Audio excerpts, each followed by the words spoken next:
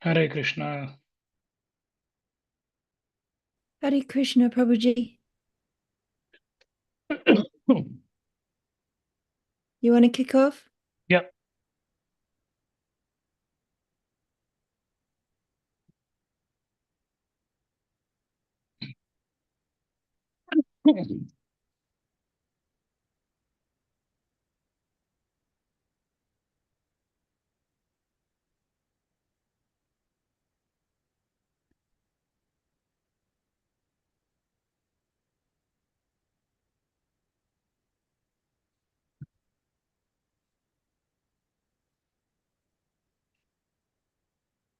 Jaya Radha Madhava Jaya Kunja Bihari Jaya Radha Madhava Jaya Kunja Bihari Jaya Radha Madhava Jaya Kunja Bihari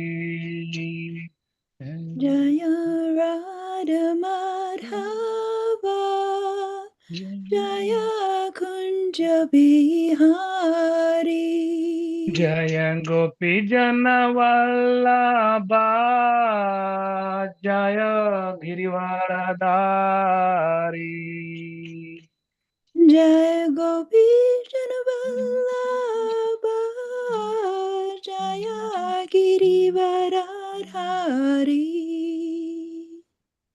Yashodanandana Brajana Ranjana Yashodanandana Vrajana Ranjana Yashodanandana Brajana Ranjana Yashodanandana Vrajana Ranjana Yamuna Tira Vanachari Yamunatira Vanachari Yamuna Tira Vanachari Yamunatira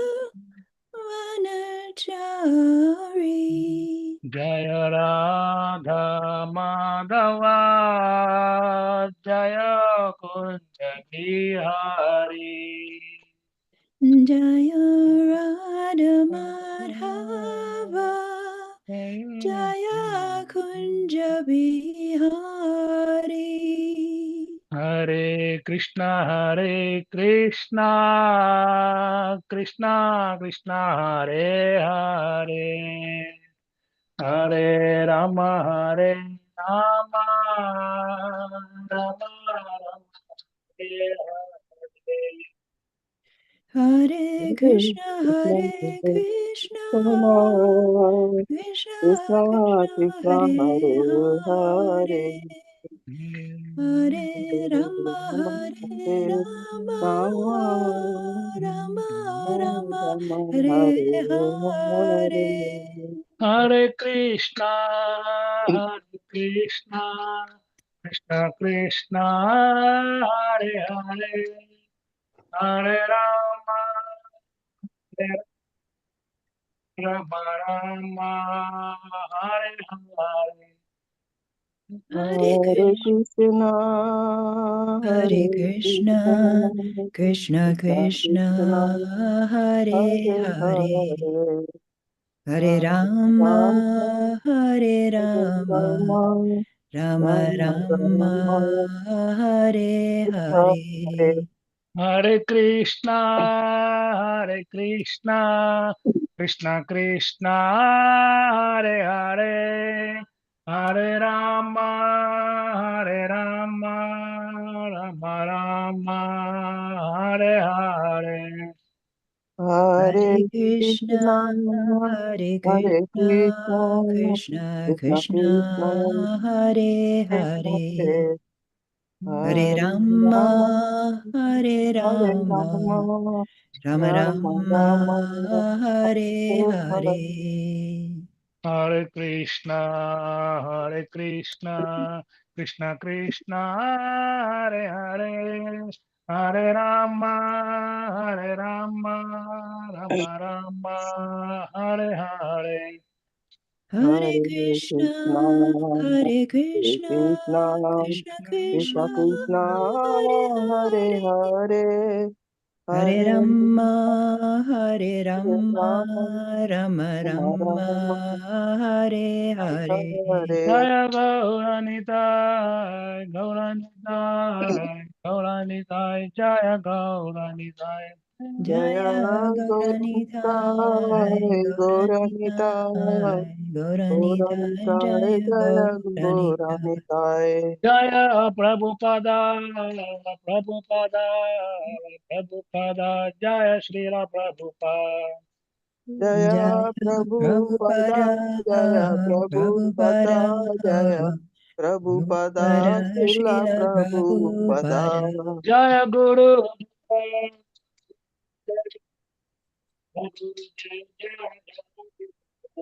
Jaya Gurudeva, Gurudev Jaya, Jaya Gurudev Gurudeva, Jaya Jaya, Gurudeva Gurudeva, Jaya, Jaya Gurudev. Gurudeva. Haribo, Haribo. Nitya Gora Haribo, Haribo, Haribo, Nitya Haribo, Nitai Gora Gaura, Haribo. Haribo. Shri Gaur Nitai की जय। Jai, Srila Prabhupada की जय। Jai, गुरुदेव की जय। Nitai Jai, Gaur Premanande Hare Hari Hare. Haribo, Haribo. Hare Krishna. Thank you Hare all Krishna. joining for this morning Srimad-Bhāgavatam session. And today being the most auspicious Ekadashi, Pandava Nirjala Ekadashi, which we all know. And thank you all for joining this today.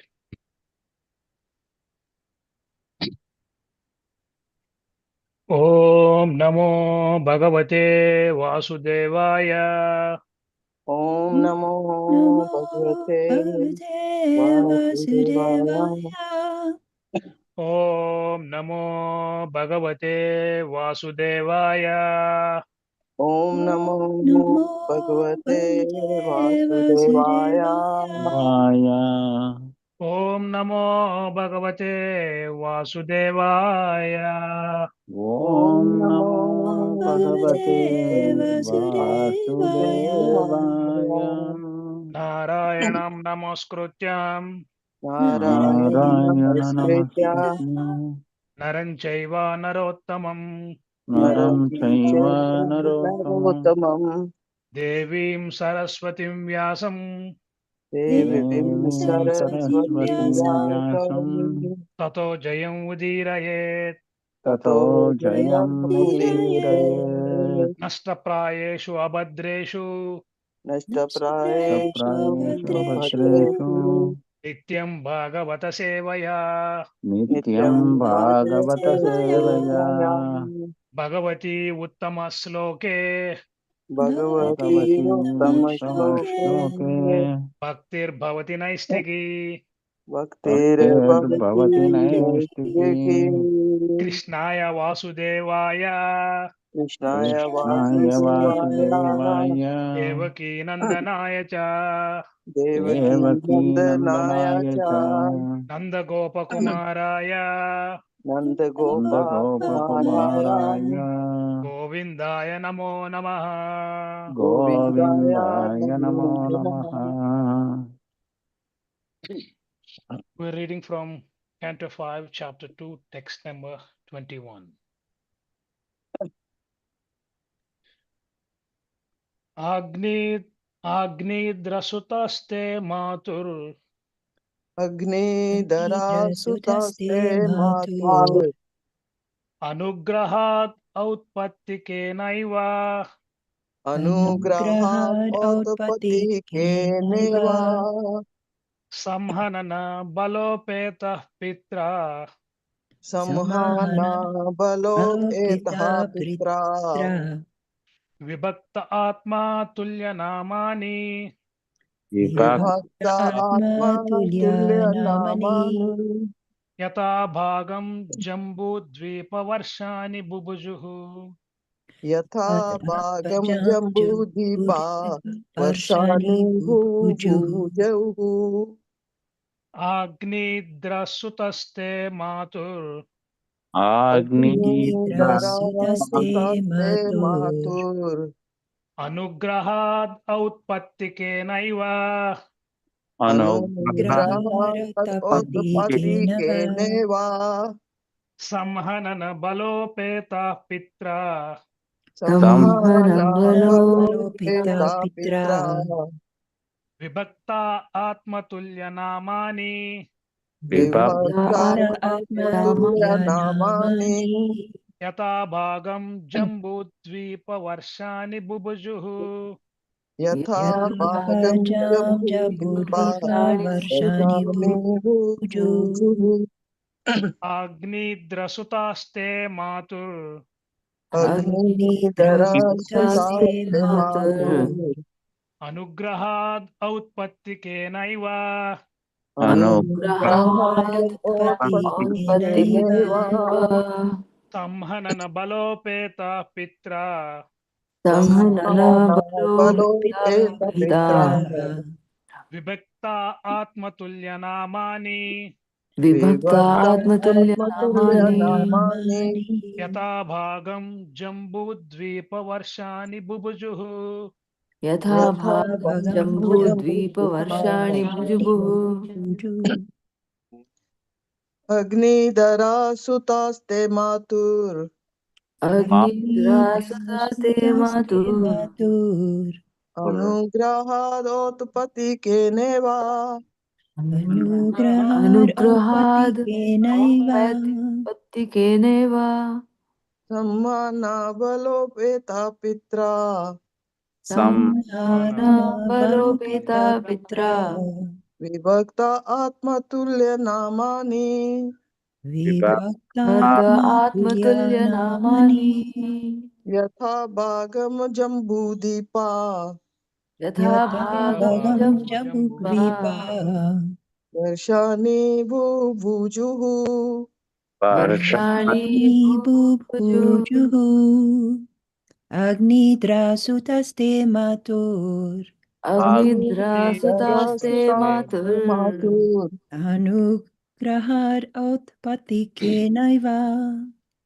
अनुग्रहाद् औत्पत्तिकेनैव अनुग्रहादोत्पत्तिकेनैव संहनन बलोपेता पित्रा संहननबलोपेता संहननबलोपेता पित्रा पित्रा विभक्ता आत्मतुल्याया विभक्ता विभक्ता आत्मतुल्यया आत्मतुल्यनामानि नामानि यत भागाम् नामानि नामानि यथा यथा भागं भागं भागम् जम्बूद्वीपवर्षाणि बुभुजुः जम्बूद्वीपवर्षाणि जम्बूद्वीपवर्षाणि बुभुजु बुभुजुः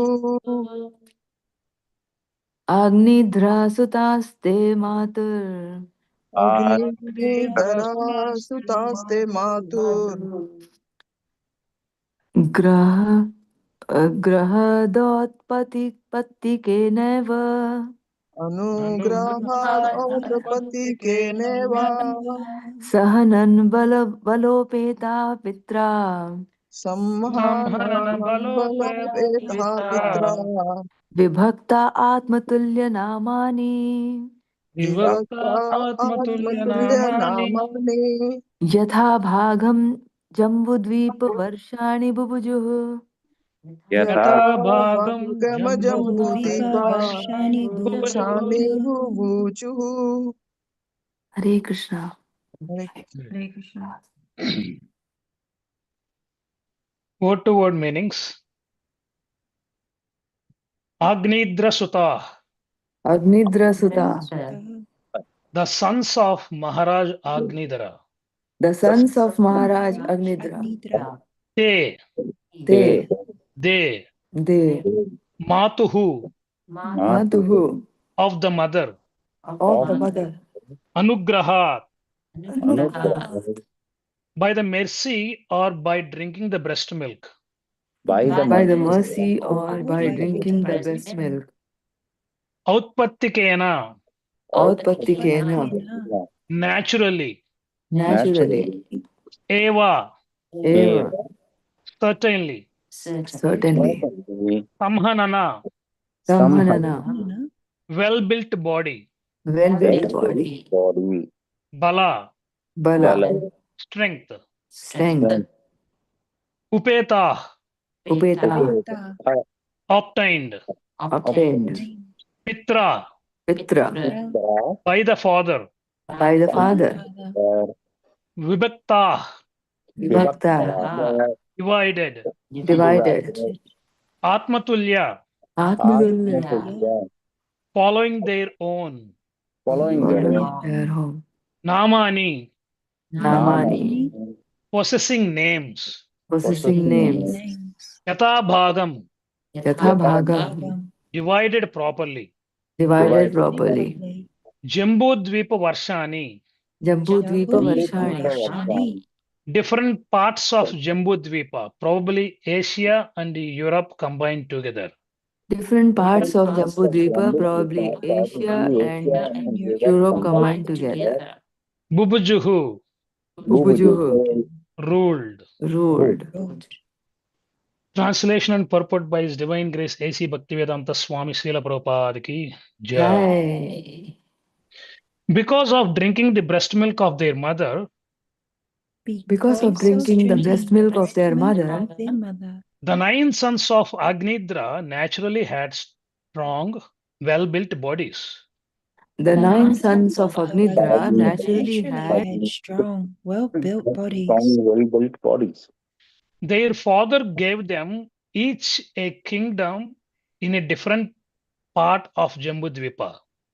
their father Gave gave them each each a a kingdom kingdom in a in different a different part of Jambudvipa. Jambudvipa. Their kingdoms were named Their kingdoms were named according to the names of the sons. according to the names of the sons. Thus, the sons of Agnidara ruled Thus the the sons kingdoms of Agnidra Ruled the kingdoms they received from their father. They they received from received their from father. their father. Purport. The Acharyas specifically mentioned that in this verse, the words Matuhu Anugrahat, by the mercy of their mother, refer to the breast milk of their mother. In India, it is a common belief that if a baby is fed his mother's milk for at least 6 months, his body will be very strong. Besides that, it is mentioned herein that all the sons of Agnidra were endowed with the nature of their mother.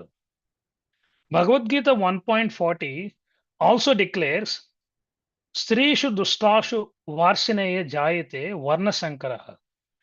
When women are polluted, varna sankara, unqualified children are generated. And when the varna sankara population increases, the entire world becomes hellish. Therefore, according to Manu Samhita, a woman needs a great deal of protection in order to remain pure and chaste, so that her children can be fully engaged for the benefit of human society. Om Ajnanatimirandasya Gnananjanasalakaya Chakshurulmilitam Yena Tasmai Shri Gurave Namah.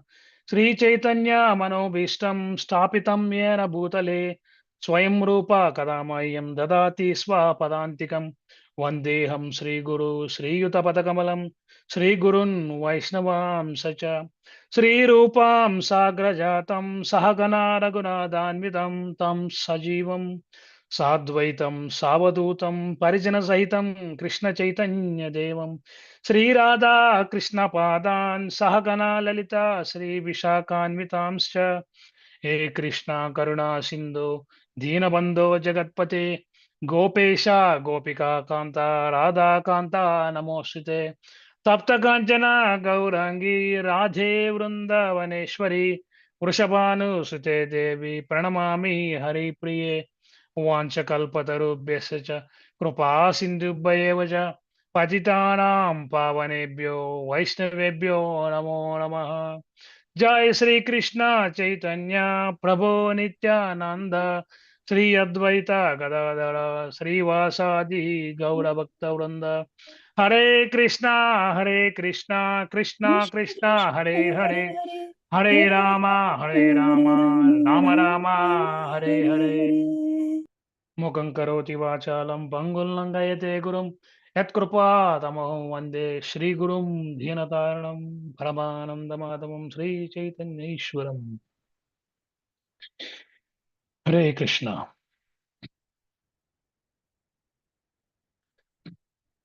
Thank you all joining for this morning Śrīmad-Bhāgavatam session on the most auspicious day, on the Pandava Nirjala Ekadashi day today. So today I'm not going to speak on anything, any great philosophy or anything like that, or anything that you don't know, on something that you all very well know, much better than me. But I thought I would speak for my own purification. So I would like to pray to my own Guru and all the Guru Parampara and all the Vaishnavas who are gathered here, joined here today, for your blessings, for your causeless blessing, so that I may be able to speak this verse and purport with appropriate mind. So we hear about 9 sons of Agnidhara who grew up to be strong and qualified rulers. Right? So interestingly, before speaking about their achievements, the verse mentions that they became strong by the mercy of their mother. In the purport, Prabhupada explains that this refers to the nourishment and care they received from her. He also highlights how parents, especially mothers, have a powerful influence on the character and qualities of their children. Right? This naturally leads us to think about the importance of family culture and spiritual upbringing. If children receive good guidance, values, and spiritual association from early age, they are more likely to grow into responsible and God conscious individuals. Right? So I thought as I discuss this verse, I would reflect on how parents, families, and the devotee community can help shape the next generation in a positive and spiritual way. So at first glance, this verse seems straightforward. The 9 sons of Agnidhara became strong and they started by the mercy of their mother and they ruled different parts of Jambudvipa. So when I first read this verse, it first occurred to me, probably most of us would also probably focus on the kingdoms and the rulership. Right? But the Prabhupada slowly focuses on something else, the mother. The Acharyas explain that the phrase Matuhu Anugrahat refers specially or specifically to the mother's breast milk. Srila Prabhupada deliberately highlights this point because Vedic culture recognizes the greatness begins in the home. When we see a successful person, we usually admire the result. we rarely think about the sacrifices made behind the scenes, right? Just like a beautiful tree stands because of the roots hidden on the ground, under the ground, qualified children often stand on the sacrifices of their parents, especially their mother. That is why this verse does not immediately glorify the sons for their strength. Instead, it first points us toward the mercy of their mother. Srila Prabhupada explains that the sons did not merely receive physical nourishment from their mother. They also inherited her qualities and nature. This is an important point because modern society tends to focus almost exclusively on the physical strength or physical development. But parents worry about so much about nutrition, education, sports, academic success, and career prospects, right? These things are certainly important, but Vedic culture asks a deeper question. What kind of person is this child becoming? A child needs more than healthy food. He needs healthy values. They need more than strong muscles. They need strong character, right? And they need more than academic intelligence. They need spiritual intelligence. And where does all these things come from? Primarily through association, right? Children learn far more from what they observe than from what they are told. This is what I experience pretty much every day with my own children.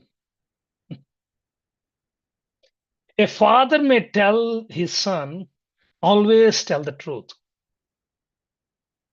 But if the son repeatedly sees his father lying, what lesson will he actually learn?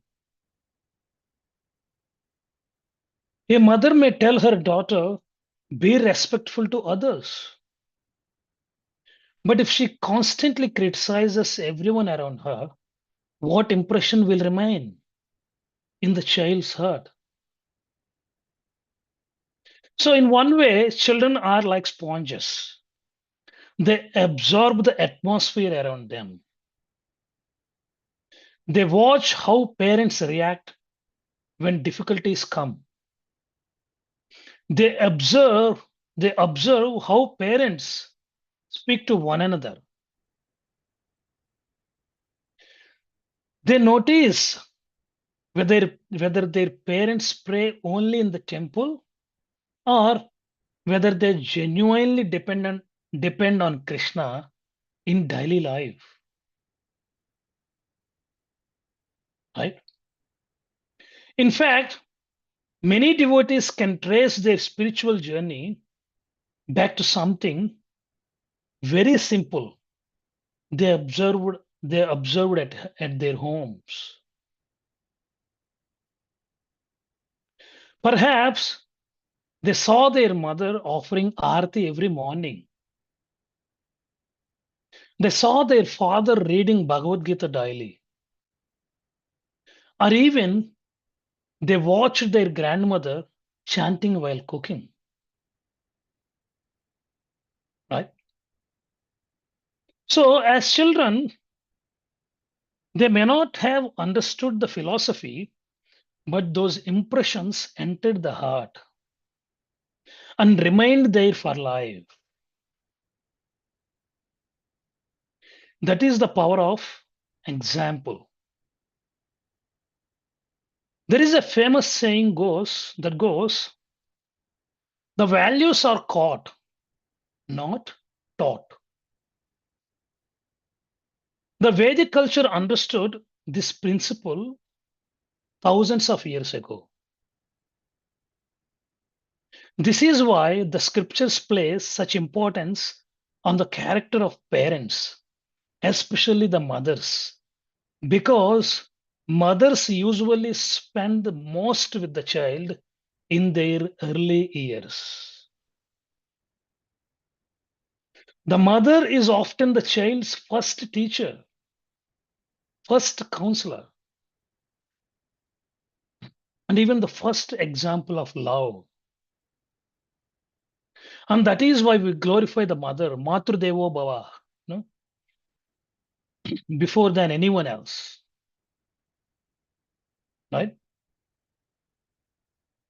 And when those foundational influences are pure, the next generation benefits enormously. This is precisely the concern Arjuna raises in Bhagavad Gita. The particular verse referred in this purport 4.10. Sritishu drustastu varshane jayate varna sankara. When family culture deteriorates, unqualified generations are produced.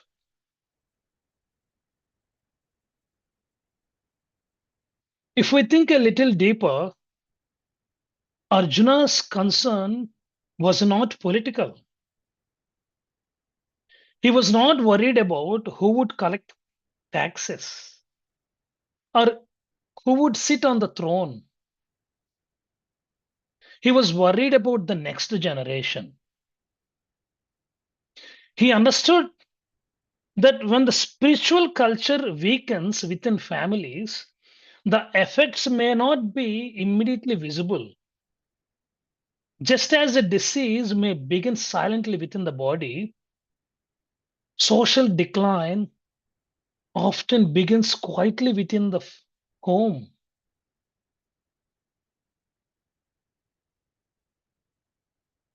When children grow up without proper guidance, without spiritual values, without examples of self control, respect, or devotion, naturally confusion follows, right?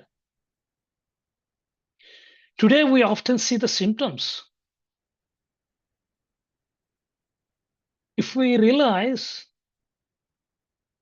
today, people have more information than ever before,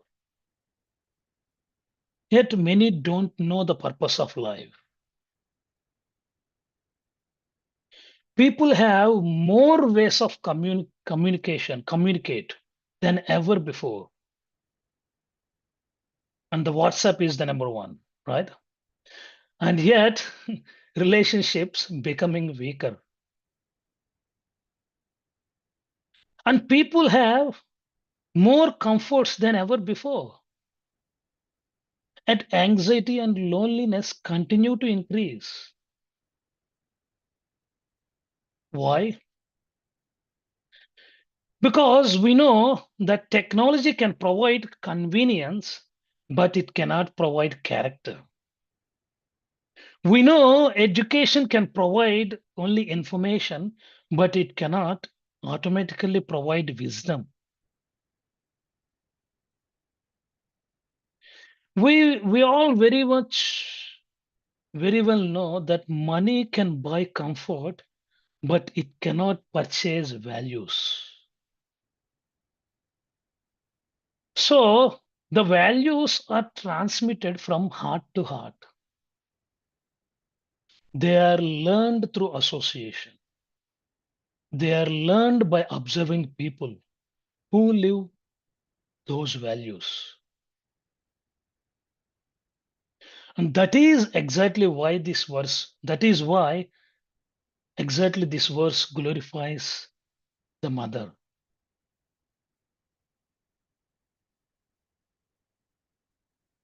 So the greatest gift a parent can give is character.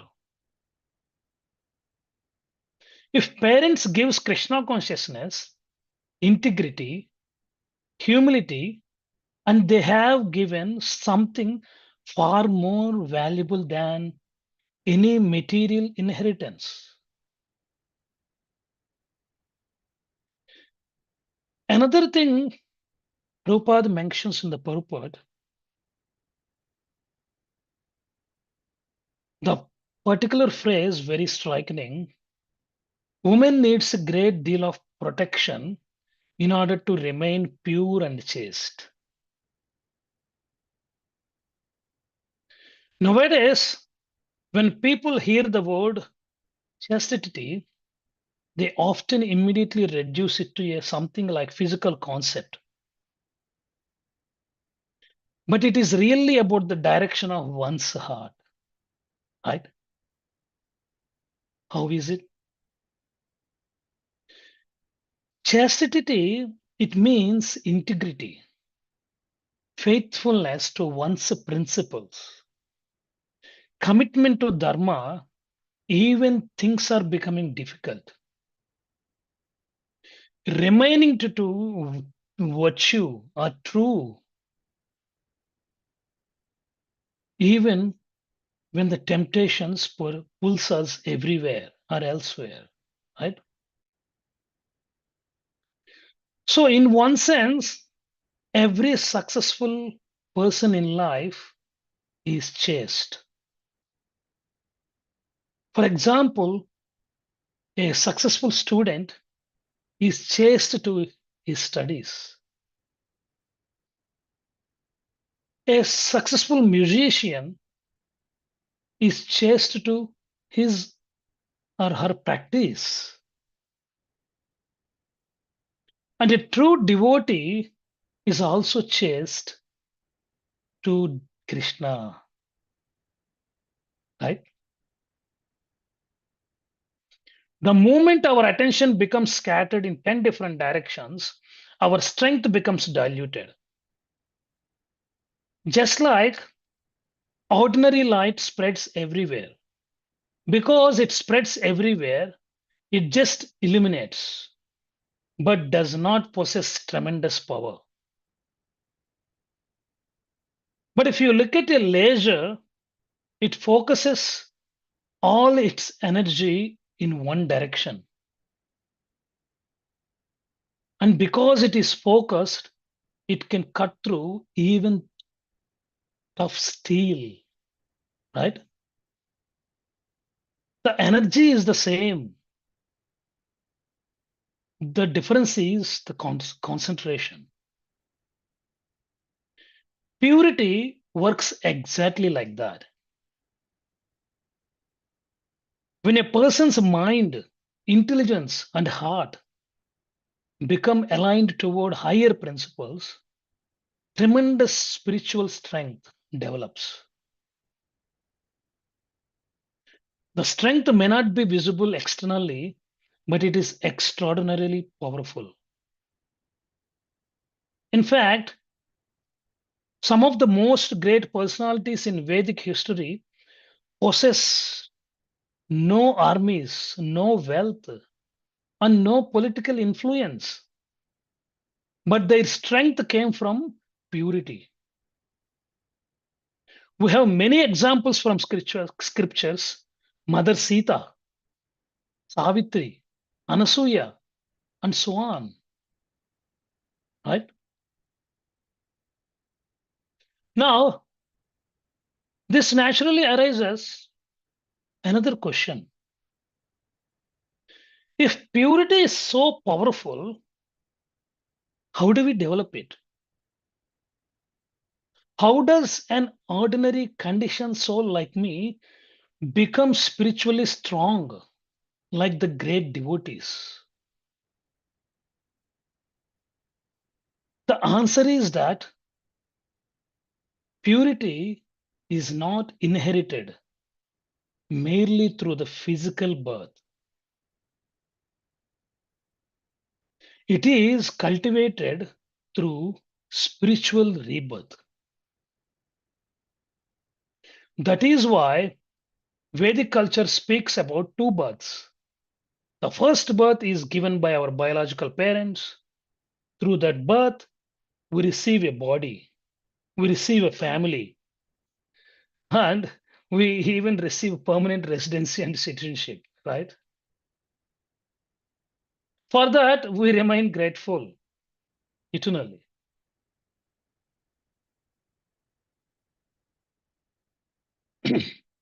But our biological parents can only give us a physical body.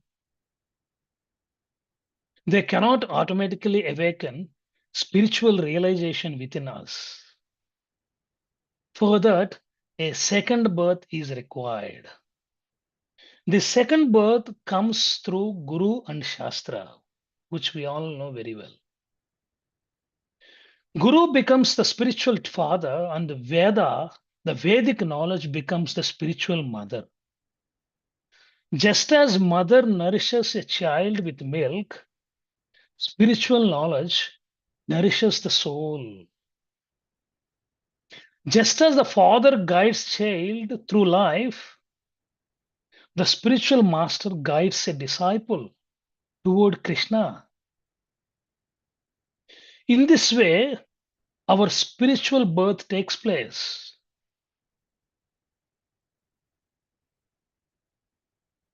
Srila Prabhupada often emphasized this point. He would say that his mission was not to create Hindus, Indians, Americans, Australians, or even members of a particular institution. His mission was to create first-class human beings. And how does that happen? Through spiritual transformation, through purification, through hearing, chanting, and serving, through accepting guidance from Guru and Shastra.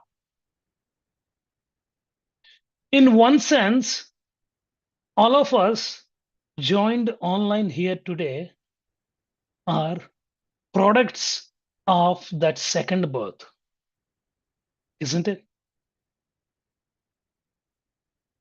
Otherwise, who would even think of hearing Śrīmad-Bhāgavatam and sparing their rushing time early in the morning, joining this Zoom call and hearing Śrīmad-Bhāgavatam, right? Something changed in our lives. Someone gave us spiritual nourishment or spiritual redirection. Someone planted that seed of bhakti within our heart, right? This brings us to a deeper understanding of chastity. In this verse, Prabhupada talks about chastity in relation to women. But there is another type of chastity that applies to every devotee joined in this Zoom call. That is devotional chastity, right? A faithful wife remains loyal to one husband or to her husband. Similarly, a devotee remains loyal to Krishna. Now, what does that mean practically? It means we don't approach Krishna with a business mentality. Sometimes we unconsciously think Oh Krishna, if you solve my problem, I will serve you. Krishna, if you give me success, then I will chant. If you fulfill my plans, then I will be devoted. Is that love? Unfortunately, that is not love. That is negotiation. Pure devotion means, Krishna, whether you fulfill my desires or not, you are still my Lord. And that is the mood of residents of Vrindavana. That is the mood of Srimad Radharani. And that is even the mood of Lord Chaitanya, teaches in Sikshastakam. Right? As Aslisyava Padaratam Pinastumam Matprananadastute Saeva Naparaha. Right? The 8th verse in Sikshastakam. Whether Krishna embraces me or neglects me, he remains my only Lord, not anyone else.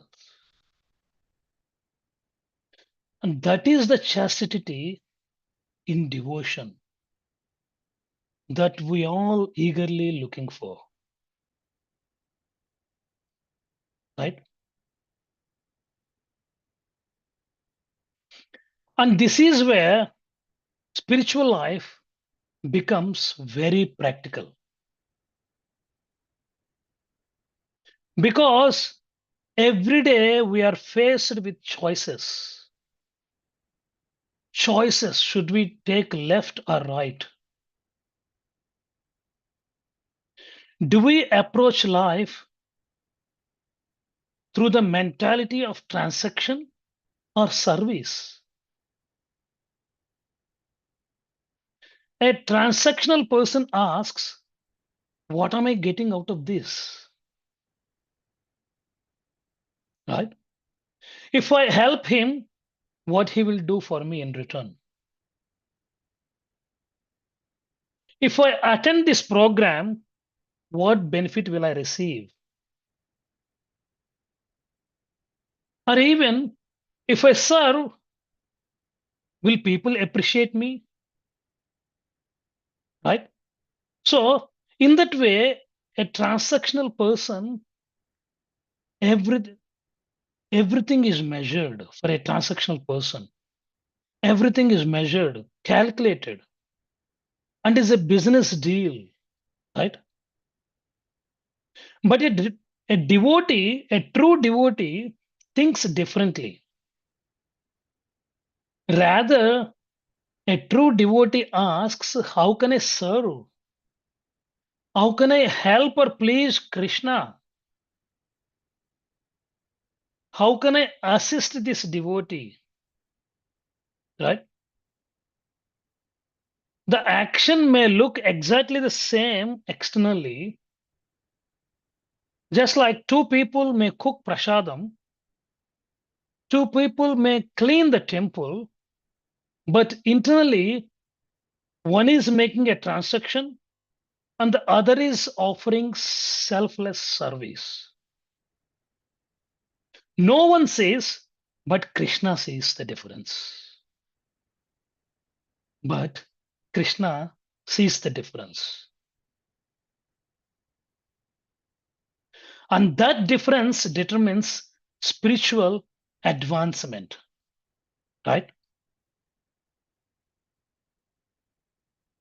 In fact, one of the clearest signs of genuine spiritual maturity is that a person gradually stops seeing relationships as opportunities to gain, but seeing them as opportunities to serve.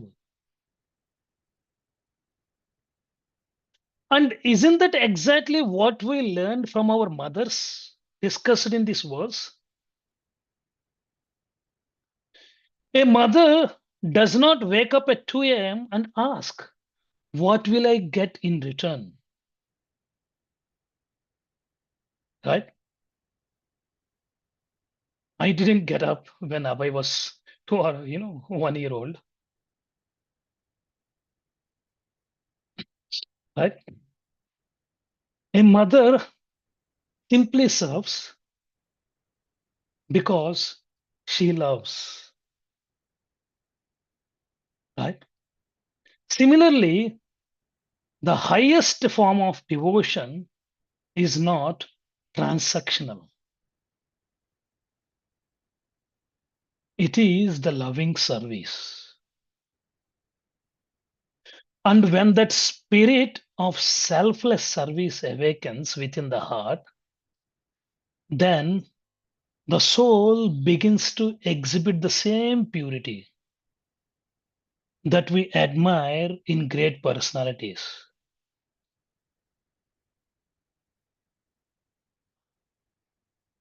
And that purity eventually attracts the mercy of one's Guru, Vaishnavas, and Krishna himself. Right? So one may ask, this is all sounds wonderful, Prabhuji. Purity, influence of parents, spiritual rebirth, chastity. But how do I develop all these qualities? How do I become spiritually strong? How do I develop purity of the heart?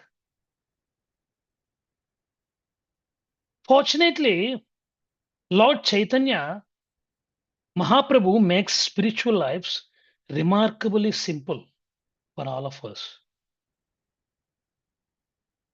Sometimes we make Krishna consciousness very complicated. We think we need to become great scholars or host big programs, memorize hundreds of verses, understand every philosophical detail, or even perform extraordinary austerities. Oof, right? Certainly, those things have their place.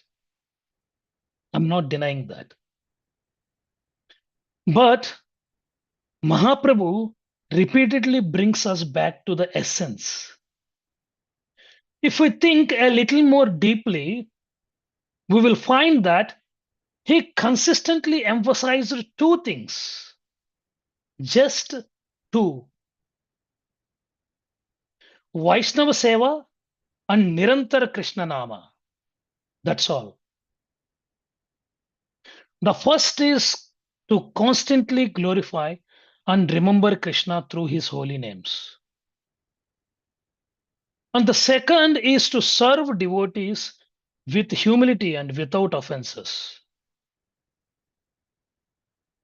In one sense, all of spiritual life fits within these two principles, right? The first one is chanting the holy names, which we all know very well. But why does he emphasize chanting so much? Because the holy name gradually cleanses the mirror of the heart. Just as water constantly flowing over a stone gradually smooths its rough edges, right?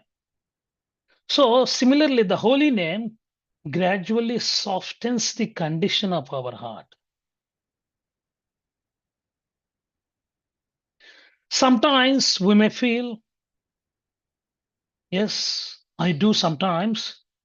I have been chanting for years. Why am I not changing? But the transformation happens deeply inside. and quietly. Just like a child growing up does not notice his own strength. Yet, after a few years, everyone can see the difference, right? Similarly, sincere chanting gradually changes us in ways we may not immediately notice. We may become tolerant or more grateful, more detached, or even more eager to serve than before. That is the hidden power of the holy name, right? So the second one, he emphasized Vaishnava Seva without offending devotees. Are Baba, which is the bit difficult, right? Avoiding offenses to devotees. This is the toughest part of the life for the person like me. Why? Because our relationships with Krishna is often revealed through our relationship with his devotees. We may sometimes develop grudges or negative feelings toward other devotees. But does that help us advance spiritually? Unfortunately, not. Does it please Krishna at least? Certainly not. Krishna is pleased when his devotees were respected and served one another, right? Therefore,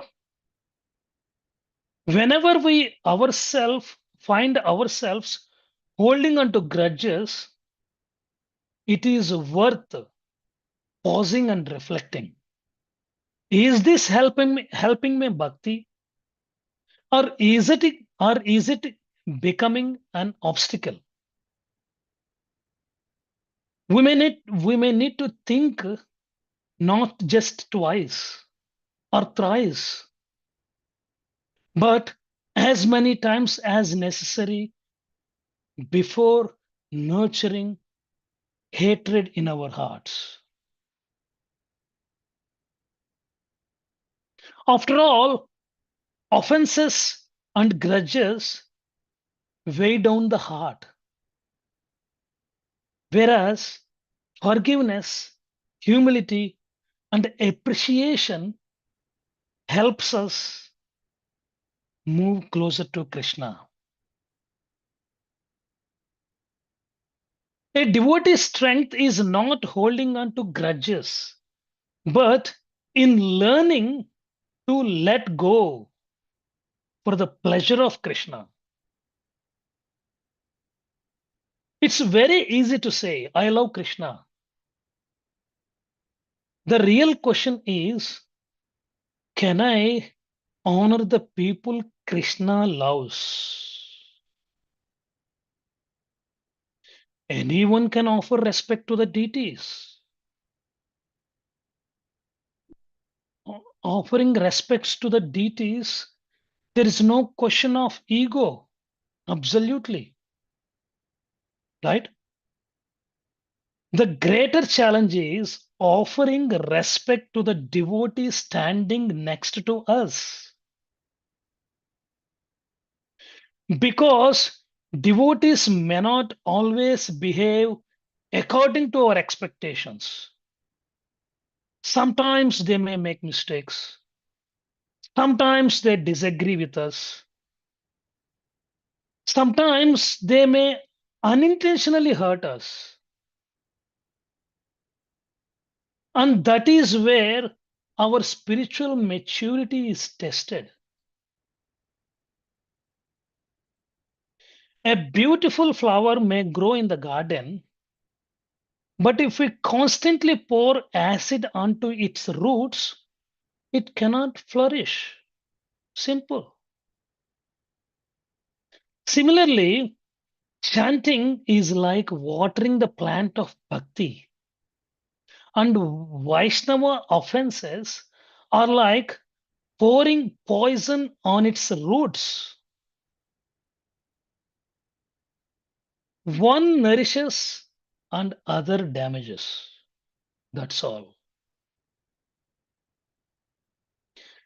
Therefore, Mahaprabhu repeatedly taught humility, tolerance, and respect. Trinadapi sunichena tarorapi sahishnuna.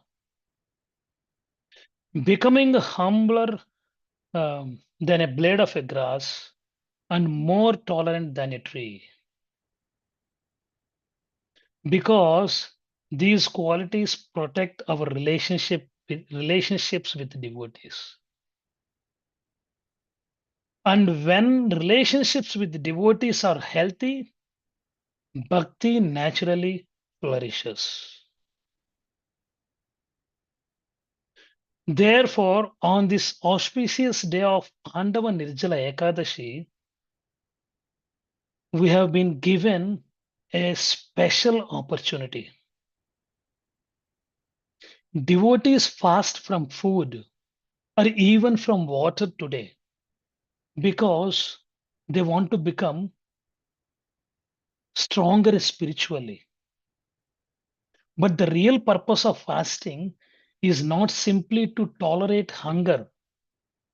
The real purpose is to remember, to increase remembrance of Krishna, to increase dependence on Krishna, to increase gratitude toward Krishna, to increase service to Krishna. So let us pray on this sacred Ekadashi. Just as a loving mother nourishes, protects, and nurtures her child, and this Ekadashi also nourishes our spiritual life and help us become more pure in heart, more chaste in our devotion to Krishna, and more spiritually mature in our thoughts, words, and actions. With that, I would like to stop here and open the forum and see if anyone has any questions, realizations, suggestions. Hare Krishna. Hare Krishna, Prabhuji. What an awesome class you have, Prabhuji. I really bow down to you. Such a beautiful class. And I think we have to learn so much from devotees, that how they are presenting their class in such a positive way. And, we have to be humble and tolerant. And the point which we get from this class is that we have to actually be very humble and tolerant and see good in each devotee, and not to try to find faults and criticize devotees, because that's the greatest obstacle we have in our devotional service. And today, as there is a Nirjala Ekadashi, though I don't keep Nirjala Ekadashi, and but I think this is the one thing which we have to reflect, that how we can serve devotees. Serving devotee doesn't mean that you just go and say Prabhuji, Prabhuji, and go and bow down and touch his feet. That's not the way. The best thing is actually to really respect the devotees, and not by your action, but by your words as well, which is more important. Another thing which I was saying, that we might be chanting for so many years, 20, 30 years, but we say nothing has changed. Once a disciple of my Guru Maharaj asked Guru Maharaj, I have been chanting for so many years and there is no change in me. And Guru Maharaj, just smiling at him, he said, by chanting, you are still here. And that is the one thing which we are doing. We are still here means we are still in Krishna consciousness. We might think that we are chanting and nothing is happening. So that was very important thing which I learned, that, we are still here in Krishna consciousness in spite of our so many faults, and, remembering that this chanting is the only one, pure chanting. We try.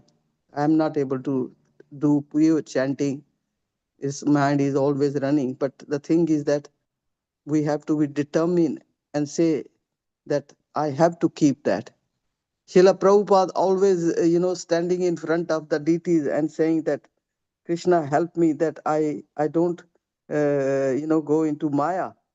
But at one time, his disciple was saying, he told disciples that I'm never in Maya. And they asked him that why you are praying? And Prabhupada said that.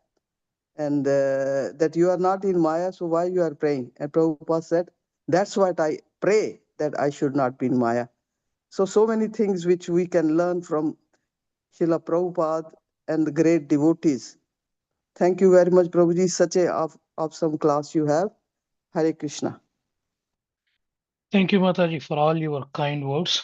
And I definitely need blessings from you and all the devotees who are joined here. I myself struggle so many different things. So I need your blessings. Hare Krishna Prabhu, Dandava Pranam. Yes, I agree with Mataji. Very nice class, very well presented. Thank you very much for the research you did. Just some things that I was going to ask you. You mentioned that the Lord, like when somebody does motivated devotional service, the Lord, nobody has noticed, but the Lord notices. So my understanding is, and I could be wrong, you see, Krishna doesn't see the negative of what anybody does. Now, the good example there is Putana. When Putana, we talk about mothers as well. When Putana came and fed Krishna, all Krishna saw is a mother feeding him, not the poison part of it. So in that way, what happens when whatever one does, one should do for Krishna. Everyone has a motive. Nobody does self.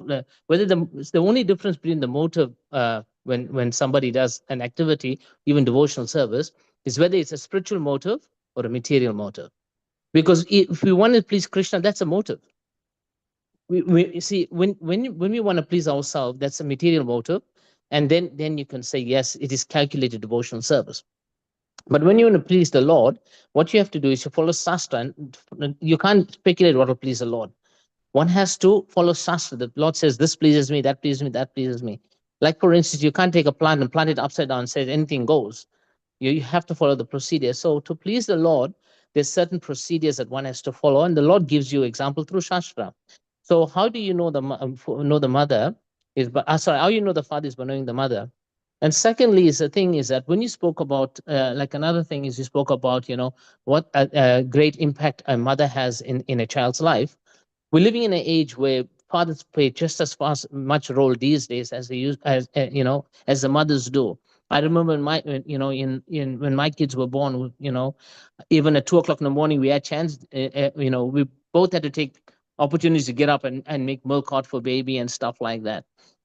So because sometimes breast milk is not sufficient. So in this day and age, mothers and fathers play just as an important role.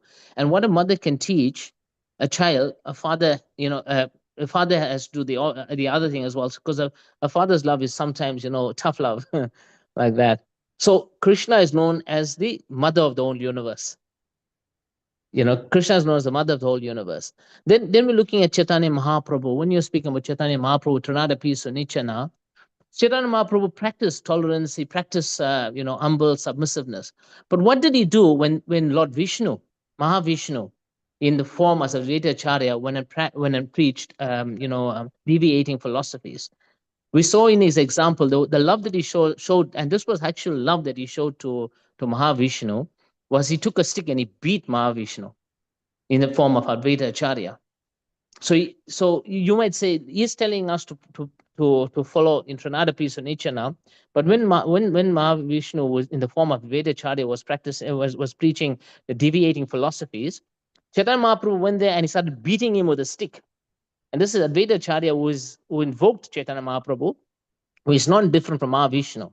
To the extent that Advaita Acharya's wife came out and said, no, he's an old man. You're going to kill him if you keep beating him loud. So what happens is that as a devotee, sometimes I'm asking you a question. So, in this perspective, firstly, when one, when one sees the Lord or one does service to the Lord, does the Lord actually see the negative and the positive sides of one's services, like in the case of Putana? And then secondly is that what happens is what pleases the Lord more when you respect like Chaitanya Mahaprabhu, when we exhibit his love, sometimes but not tolerance and humbleness, but rather following his duty in that respect. So it's a question. So it's a very nice point you brought up. So it made me think about that. Thank you very much again, Prabhu. Thank you, Prabhu. So I know that you're asking me that, not that you don't know. So you're asking me for my own purification. Yes, there are few things what you asked are mentioned. The first, actually, I'm trying to recollect. So one of the points that you mentioned, yes, mother. See, when this particular this verse particularly glorifies mother, so I probably would have constantly glorifying mother. So, but it does not mean that there is I mean reducing the value of a father. So yes, when the probably Father's Day, we may glorify father more. Yeah. So each one, father and mother, as parents, everyone's has equal responsibility.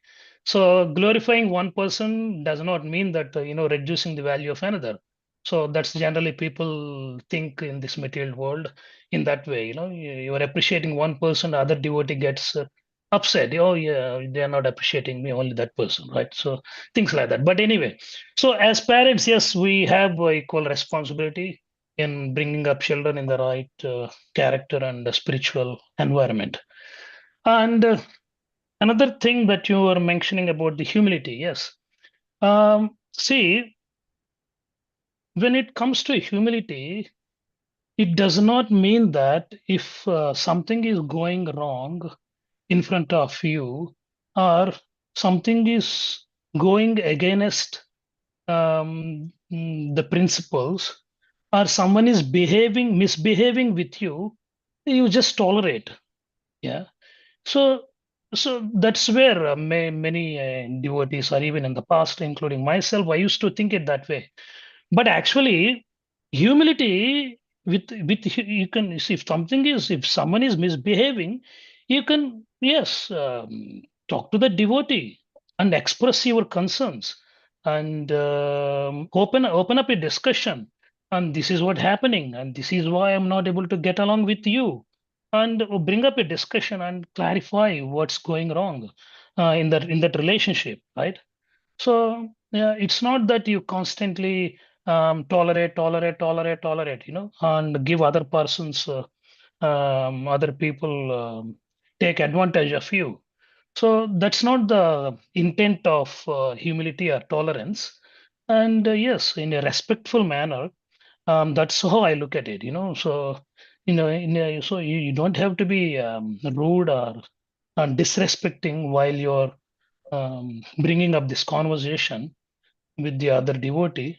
Yes, in a polite way, in a polite manner, you can have a private discussion with the other devotee, and then sort out the conflicts, whatever it may be, right? Yes, Prabhu. See, my understanding of tolerance is that if somebody does something against you, you tolerate. But if somebody does something against the Vaishnava or Srila Prabhupada or the deities, then you don't tolerate. But if it's against you, then you tolerate as much as possible. That's where tolerance come in. Yeah.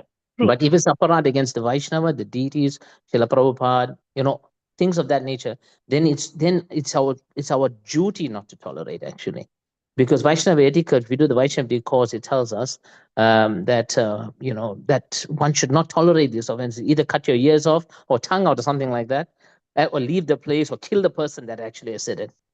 I think that according to the Vaishnava course, my memory is that I'm sure that Mataji will know more. But effectively, what happens is in those respects. So one has to tolerate when it's against oneself. That's my understanding. But if it's done against anybody, any other Vaishnava, then one should not tolerate, I think, right? Yeah, 100%. Yes, if we have developed that tolerance, then yes, you may tolerate for the time in eternity. But yes, even if you are able to tolerate, other people, may start to, It's a difficult one, Prabhu. think it in a But different Shastra way. says that. So also see, it's actually, so I was hearing from Shyamananda Prabhu other day he was mentioning, sometimes Krishna reciprocate in a way that by not reciprocating. Yeah. So he reciprocate by not reciprocating to the devotee. How does it? It applies, let's just imagine my second child is a 4-year-old child. The other day, he referred to the similar example. So, but yeah. And other day he was picking up a toolkit and opening up a toy car, the toolkit. And he was looking at me and I'm sitting there with him. And he was constantly calling my name and Nana, Nana, so dad, and things like that to come and help him. I know that he needs my help to open up, to open the toy for him, but I was not helping. Yeah, because I was not reciprocating, even though he was calling. So why? Because I wanted to. If I just go and help him, yes, I can help him, but he wouldn't learn, right? So similarly, Krishna also sometimes he does not reciprocate. That's actually doing good for the devotee, so that he build patience, so he build tolerance, and things like that. So yes, and in a way, I mean, bringing up the conversation also does not necessarily. I wouldn't say you are disrespecting or. It does not mean that you don't have enough tolerance. You may be helping the devotee also, so that he may not, he or she may not go on doing others. Others may not have that level of tolerance that you have, even if you are able to tolerate, right? So that way you are helping that devotee also, avoiding making more and more and more aparadhas. So yes, you may be able to tolerate, but what about you need to look at other devotees? They may not be able to tolerate like how you tolerate. So, bringing up a conversation and a nice conversation, so that I don't see it's wrong. Even in the workplace, right? If you don't get along with your coworker, this is one of the behavioral interview question, right? What would you do if you don't get along with your coworker? Yeah. Yeah. Yes. That's my point. That's a good point, Prabhu, which reminds me of another point that you brought up in your class. So you were talking about the chanting, and what happens is that after a certain extended period of chanting, one does not feel that one has advanced. But actually, isn't that the effect of chanting? That has one chants more. See, when the devotee comes first, he thinks, I'm the best devotee. And as the devotee advances, he thinks, I'm the best devotee and my Guru Maharaj is the best guru. And as one becomes, well advanced, you see that, in Satyavati Muni and in Bilba Mangala Thakur, they think the whole world became devotees. Only I am a rich, I could not take to Krishna consciousness.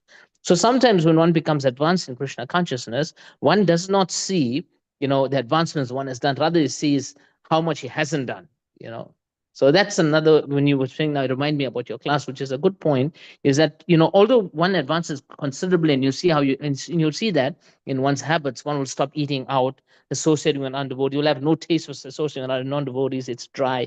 One will not, not take prasadam. One will follow the Vaishnava etiquettes. But still one will start thinking, oh, I'm getting less and less and less, you know.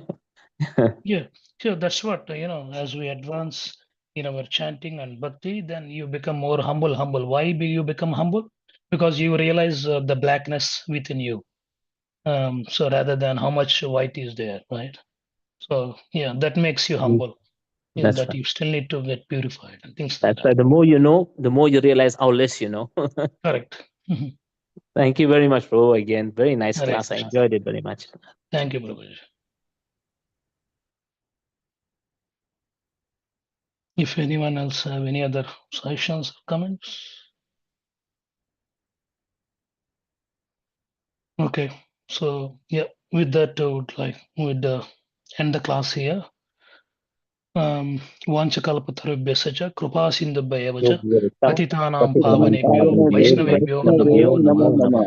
ग्रंथराज Shrimad Bhagavatam की जय। श्रील प्रभुपाद की जय। अनंत कोटि वैष्णव वृंद की जय। हरि बोल। His Grace Sivapati Gauracandra Das